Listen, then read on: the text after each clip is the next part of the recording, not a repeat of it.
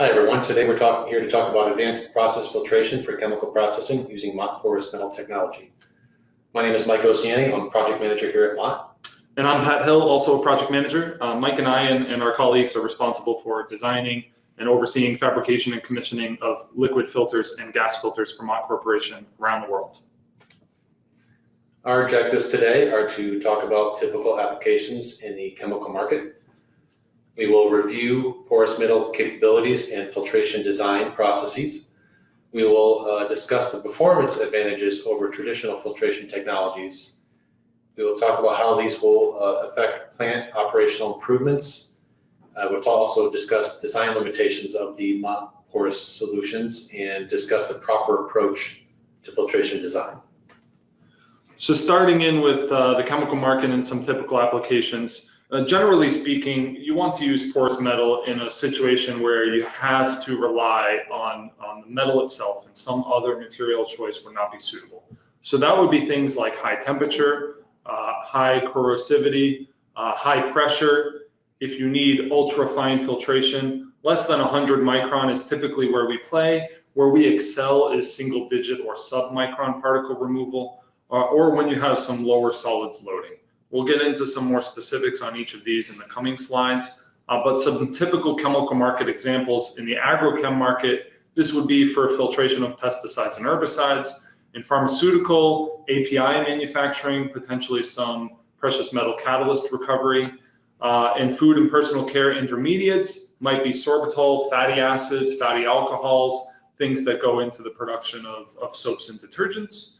And in polymer production, polyols, resins, whether that's catalyst removal, salt removal, or something of that nature. Our primary material of manufacture is the porous metal. They're made from powdered metal particulate, as shown here in the picture. They can be compressed or 3D printed. In the chemical market, with our filter elements, they're only going to be in the compressed method. They're fully sintered and produce a rigid structure. They're bubble point tested to verify the porous metal media grade. Speaking of media grades, they're available in porosity down to 0.1 micron. Mike, what makes the powder that we use here at Mott different from powder that's used in other sort of sintered, solid sintered products? And most people that use powdered metal are going to make solid forms, and they will use spherical particles. Our particles are more irregular. I like to compare them to like popcorn kernels, popcorn kernels, where they're all unique in shape and have different points that are used to help hold themselves together when you compact them, so that they can be processed further down the line and sintered and rolled into our cylinders. Right, and it's really that irregular particle that helps dictate the porosity and the ability to flow, whether it's liquid or gas, through that part. Exactly. We control the particle size distribution of the powder metal to specifically design our recipes for the different media grades. And speaking of materials, as Mike mentioned at the beginning of this slide, our most common material is 316L stainless steel. We do have a variety of Hastelloys, whether that is C22, C276, maybe Hastelloy X. Inconels, Monels, and other sorts of nickels are also used. We do a lot of work in titanium for mostly healthcare type of applications or some exotic energy production. And then we have a range of developmental alloys that we will develop with our customers for very specific, sometimes highly proprietary applications. So how does a porous metal element differ from some other sorts of candle elements? Some of you may be familiar with some polypropylene candles or paper elements, or maybe even bag filters. So how does a porous metal element differ from that? First and foremost, it's cleanable. It's not only cleanable externally through ultrasonic, oven baking, acid washes, solvents, things of that nature, but it's cleanable in place and online, which we will describe in later slides. Because our elements are 316L stainless or Hastelloys, like I may have mentioned, they are certainly durable. They have the strength of 316L stainless steel or Hastelloy if it's constructed of that. They resist corrosion. Again, we will choose a material dependent upon the application in which it's going to be used to ensure corrosion resistance. They are self-supporting, so they do not require any sort of inner core or liner to support the filtration media. And because they're constructed of metal, you can weld solid metal fittings on either end of the element fairly easily, which means you have access to a wide variety of process connections, whether it's threaded, O-ring grooves, some sort of funky design, or maybe it's just an all welded assembly. It's all possible with porous metal. Pat mentioned the durability of the porous metal. So because of that, they're capable of withstanding up to 3,000 pounds differential pressure. And that's going to depend on the configuration of the element. Obviously, with changes in diameter, that increases and decreases, but we're able to select a media that will suit the needs of your application. Likewise, with temperature, we're able to operate in applications that range from cryogenic to up to 1,700 degrees Fahrenheit. Higher temperatures obviously being more associated with gas filtration than liquid filtration, but the application is limitless in terms of our ability to design a solution for a chemical process. Based on the particle size distribution of your solids that are being removed from the process, we have the ability to control the porosity from 0.1 to 100 micron to suit the needs of the application. And we have the ability to design these in various geometries. So, small diameter to large diameter elements from 0.02 inches long to 120 inches overall length. Right. But we will design each filter element configuration based on the application. And that's really the summary. Using porous metal media and the ability to weld media together and solid fittings together, we're able to design to an exact geometric configuration for a customer-specific application. So it gives a lot of balance to economic viability and high performance.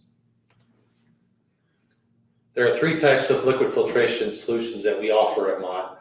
The first one's the dead-ended filtration. This is going to be the most common type of filter that you'll see in the industry. This is where the flow travels through the filter element, where it's closed at one end. A filter cake of the solids build up on the inside or outside of the filter element. The clean fluid passes through the cake, through the wall, and out of the filter vessel to the downstream process. The next type is the low velocity cross-flow filtration. This is arranged with like the dead end filter, but the elements are open at both ends. And this might be useful for when you have high density cakes such that it readily settles out of the process. So most of the solids collect at the bottom of the vessel while the finer particulate collects on the inside of the elements, and you clean it online. It can also be used in a recirculation loop where you might be trying to concentrate the fluid. The third method is the high velocity cross-flow filtration. This can be arranged horizontally or vertically. You have a high velocity stream passing through the inside of the filter elements, and that's intended to keep any solids from building up the elements. And that's really important when you're working with submicron particulate or something like a sticky cake that might not build up a thick cake before you reach a terminal pressure drop. The idea is to keep the pores clean such that you can stay online longer. So continuing on the various filtration solutions, starting with the dead-ended filter. Mott does things a little different with our dead-end filters. We have what is called the LSI filter, which stands for liquid solids inverted, meaning we flow from the bottom of the filter and we're exiting through the top of the filter. Because of that, we're flowing through the inside of the element and the flow direction is inside to out. That inside to out flow direction gives a couple of performance advantages. First and foremost, it results in even deposition of the filter cake, which means a longer and predictable cycle, and goes on to result in a more effective backwash. Because those solids are retained along the inside surface of the media, there is no concern of one media's filter cake bridging with an adjacent filter element. That bridging would terminate flow and result in some impermeable conditions and be very difficult to backwash. So keeping the solids on the inside surface eliminates that concern. Last performance advantage of it is it plays to the strength of the filter element itself. The filter element is typically on the order of 2 times or more stronger in the filtration direction on an inside-out filter as it is the other way around. While that's our conventional design, why might you use the outside infiltration? So the outside-in filter, there's a certain benefit to it being the traditional design, and people understand how that works. At Mott, we typically use outside-in as a polishing filter. So if we have a feed stream that is maybe 100 ppm, 150 ppm or less, we would look to use an outside-in filter, and that way we don't have a concern with the cake bridging. We can pack a lot of small diameter elements together, achieve a high surface area per respective vessel diameter, and we'll have an easier time dislodging that thin film off of those elements in that particular case. Summary here is that there are acceptable designs for either. When it comes to the majority of our liquid filter applications, we use inside-out filter technology, which we'll go on to describe in the next couple of slides. Here we have a animation of the inside-out filtration. So when we initiate the cycle, first we open up the outlet valve and then the inlet. The outlet might either be the vent or downstream process, depending on what your process needs are. The feed liquid fills the bottom section of the filter, fills the filter elements, and the clean filtrate passes through the elements and out the filtrate nozzle. Solids start collecting and building a cake on the inside of the filter elements. And we continue in this fashion until we reach one of three conditions, the first of which is the terminal pressure drop.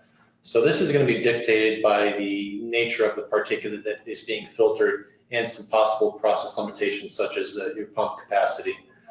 The other option is to terminate the flow based on the time of the cycle. So if you have a high solids loading application in which the cake is very permeable, you want to ensure that you cut off the cycle before you completely plug off the filter elements, which would hinder your ability to backwash. The third method of terminating the backwash, terminating the filtration cycle, is manually initiated by the operator. This might be done, say, if you're getting ready for a shutdown, or if there's an upset condition and the operator feels the need to initiate the cycle and start the next filtration. So once you get through your filtration cycle, the next major cycle of operation is the backwash. So the backwash cycle is the point at which we online clean or clean in place the filter. If we have a continuous process and there's no surge drums up or downstream of the filter, we would typically design a system that has a one-on, one-off filtration situation. So one filter would operate on filtration. When it's ready to be backwashed, the second filter will turn on to take that filtration and enter the backwash cycle. So we'll quickly run through that, and I'll talk a little bit on the variability and design configurations we have in the backwash.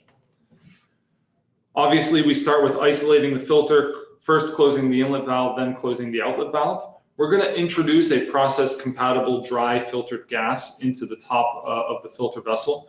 We're going to pressurize that gas pocket above the liquid level to a specific design value, and when ready, open a discharge valve at the bottom of the filter.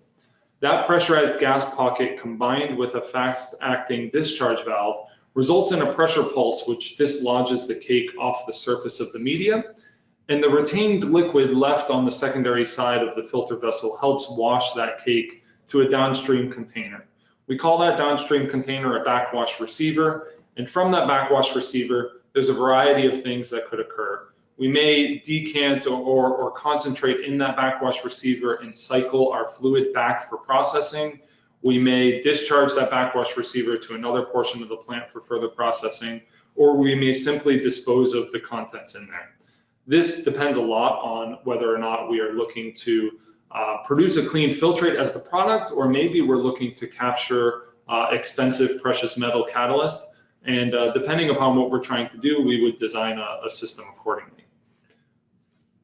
It looks like you might have quite a bit of filtrate in that filter when you do the backwash. What can you do to minimize the impact of that? Right, so if your filtrate is your valuable product, and that's a really good question, Mike. If your filtrate is your valuable product, you obviously don't want to throw it away every time you backwash a filter. So we have a couple of different options if that's the case. The first is sort of an intermediate option called an empty shell backwash, in which case we will use the lower nozzle shown on this simplified diagram to drain that filtrate out before pressurizing with gas. And then we would use only the gas to knock the filter cake off of the media, and the retained dirty feed in the bottom cone region of the vessel to wash away. If it's even more important to have a higher solids concentration discharge, we would do what's called a wet cake discharge, which is the same as an empty shell backwash, with the exception that we would also drain the heel region, the cone region below the tube sheet of feed and reprocess that feed, and we would only be discharging a wet cake that is nominally 50% solids, 50% retained liquid. Also, if you're filtering something such as a salt and you have a resin product, what you might want to do is recover your resin by draining the resin product from the filter, as Pat mentioned, for the empty shell backwash. But then you could potentially fill the filter vessel with a process compatible solvent, and that solvent will help wash that resin off the salt solids prior to backwash. That's correct. So the summary here is the filtration cycle is fairly straightforward. Recover the solids, deposit upon the cake of the media. When it comes to backwash, there are a lot of different configurations that really are tailored to specific customer applications. So we will work with your engineers, learn about what you're trying to achieve on a filtration and separations perspective, and design a backwash cycle that meets your needs and expectations. So that's all well and good, but what does it get you? In most cases, we see typical filtrate quality of less than 20 ppm, in some cases significantly less than that, which results in 98+% recovery of your valuable filtrate. That's your clean fluid exiting the filter, and 98+% recovery of your catalyst. If you are using palladium on carbon, platinum on carbon, or some other precious metal catalyst, you all well realize much more than I do that catalyst is incredibly expensive. So capturing every little bit of it helps the overall economic operation of your plant. This is done with no additional rotating parts. We don't require the addition of any pumps other than what already exists in the process stream. We don't require or rely on any heat exchangers or any sort of ancillary equipment. This filter is fairly passive, it's closed loop, and it does not expose your operators to any sort of safety concerns depending on what fluid you're processing. And finally, less waste. So in this era of sustainability, using a porous sintered metal filter element means that not only can you clean it in place, but if it does require external cleaning, it can be cleaned externally rather than thrown away and used time and time again for years and or decades, depending upon the severity of the application. So while our porous metal filtration is good for several applications, it's not every application that is suitable to our media. Some of the following conditions should be carefully considered. If you have extreme solids loading, the capacity of the filter elements is limited. So you might get in a situation where you complete your filtration cycle and you haven't recovered any filtrate and you've already hit your terminal pressure drop with a cake. What do you think extreme solids loading is from a ppm or maybe a weight percent perspective? At what point would you be concerned on a filter design? Well, it's going to depend on the bulk density of the solids, but typically once you get above 2 or 3 weight percent, you start getting into a realm where you might need a 2-stage filtration solution, where the Mott might be the polishing filter downstream of something like a centrifuge. The other limitation of porous metal is it's highly dependent on the viscosity of the fluid. Once you get to a higher viscosity fluid, the pressure drop through the filter media is going to be quite extreme. And that might pose problems for the filter design. You end up with an extremely large filter vessel because you operate at a very low flux. In that case there, one resolution, if it's possible, is to dilute the fluid with something to impart a lower overall viscosity. You might also run into trouble when you have sticky or easily compressible solids. Mott media is designed to hold particulate on the surface, and when doing so, as you increase the pressure, if something's compressible, you're going to lose permeability very quickly during the filtration cycle. If you have something that's sticky, you might not be able to backwash well, such that when you complete a backwash cycle, you still have solids remaining on the inside of the filter elements, which would drastically impact your subsequent filtration cycles. So you might say, why is low temperature and low pressure a concern? That seems pretty easy. And the answer is you're right. It is easy, and you can do it with porous metal. However, to be completely honest, there are other technologies that are a bit more economically efficient than porous metal in those low temperature and low pressure applications. Finally, when it comes to footprint area, porous metal media is not pleated like a paper filter or a polypropylene filter or maybe even a mesh filter. So if there is a very tight requirement on available footprint area, however, the filtration solution requires a large filter area, that's a situation where Mike or I or one of our other colleagues would take a little bit of additional care in designing the filter to achieve the desired result. None of these bullet points here are necessarily deal breakers by any means.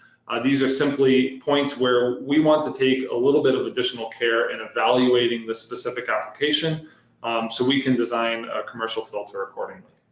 Yeah, so if you have an application in filtration, feel free to send it to us. We're not going to sell you a filter system that you don't need. So we'll discuss the options of where porous metal might be applicable, or we'll tell you that you might have better luck with other technologies. So summary to each of these, if you do have one of those conditions, or if you do want to take a systematic approach, at Mott, we really recommend a graded approach to the filter design. We really don't like going right from a data sheet to a commercial operating unit.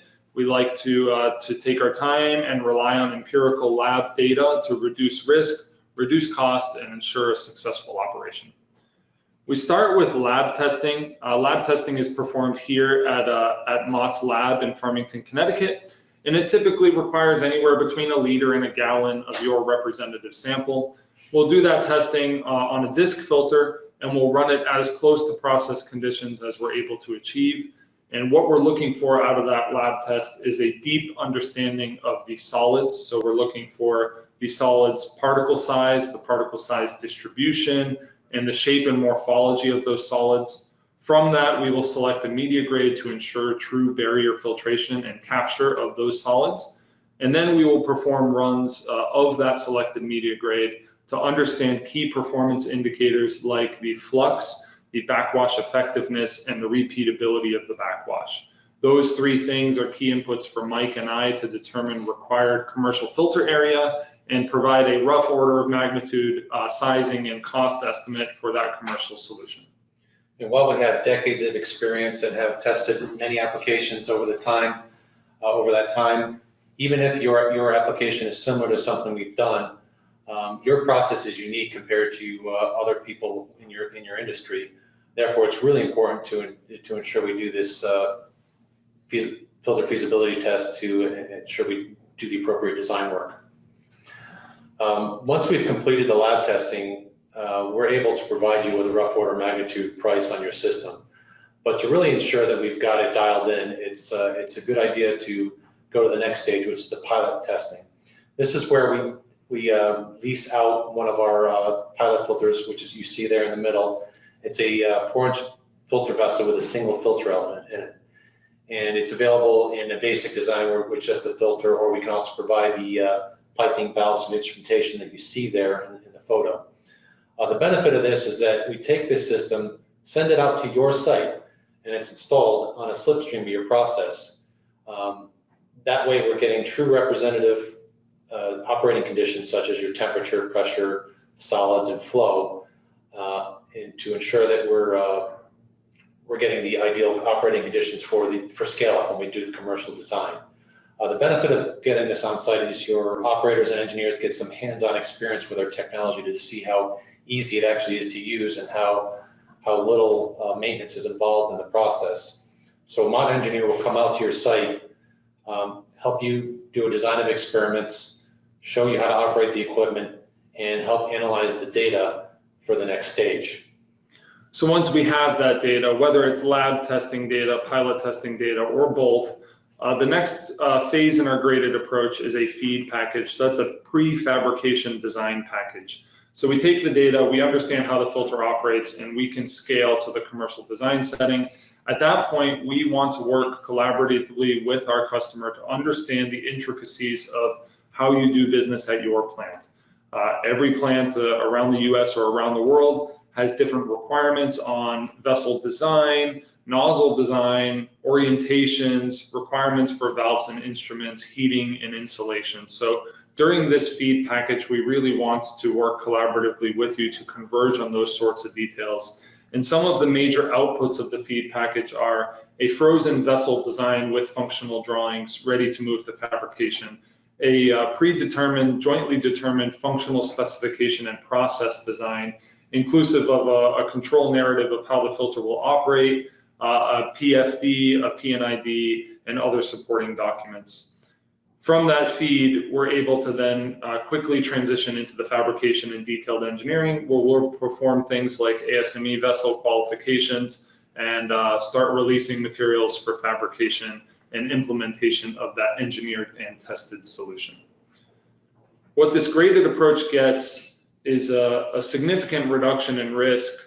Our customers are able to take a stepped investment from an extremely small capital investment of doing a lab test and getting that initial go, no go all the way through fabrication.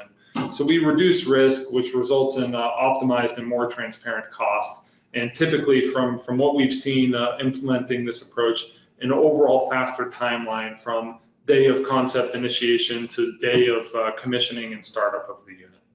And the reason for that is because as you're doing the design, you're not under the pressure of trying to build the equipment at the same time. And what we find is that, as Pat mentioned, you minimize the change orders once you've gotten through the engineering design. You're just doing project execution, so that you can focus on the fabrication work that needs to be done at Mott and our sub-vendors. And this isn't a scenario where a customer needs to wait until a feed package to understand the costs of their system. With some of the results from the lab test, we have already mentioned we can do a rough order of magnitude sizing and cost estimate. With a pilot test, we have more data, more knowledge, we can do a more budgetary type of estimate. And then once we understand that feed and really know exactly what we're building, our firm price estimate results in one that virtually never changes. In conclusion, the benefits of porous metal filtration is you can filter down to sub-micron particulate. It improves operator safety through closed-loop technology and lack of moving parts. The operator's just not as exposed to the process as frequently as some other filter technologies. It can reduce your environmental impact because the filter elements are reusable and cleanable, so you're not throwing out bags and bags and bags of filters. You can increase the throughput by reducing manual maintenance and downtime, and it's suitable for a wide range of temperatures, pressures, and applications. The best method for choosing a filtration solution is to test again, design, and then implement. That's where our experts at Mott come in to play. We have application specialists who know how the porous metal can be used in your application, and we have experienced project managers and design engineers to help you design your custom solution. So thank you for taking time out of your busy day to listen to Mike and I talk a little bit about filters. We hope this was informative to you all, and obviously if you do have questions, you want to talk about specific applications, feel free to reach out to either of us directly. We're willing to consult with you and understand exactly what you're trying to achieve before we ever get into conversations about what it's going to cost for this type of solution. Hope you all found this informative and hope you have a great rest of the day.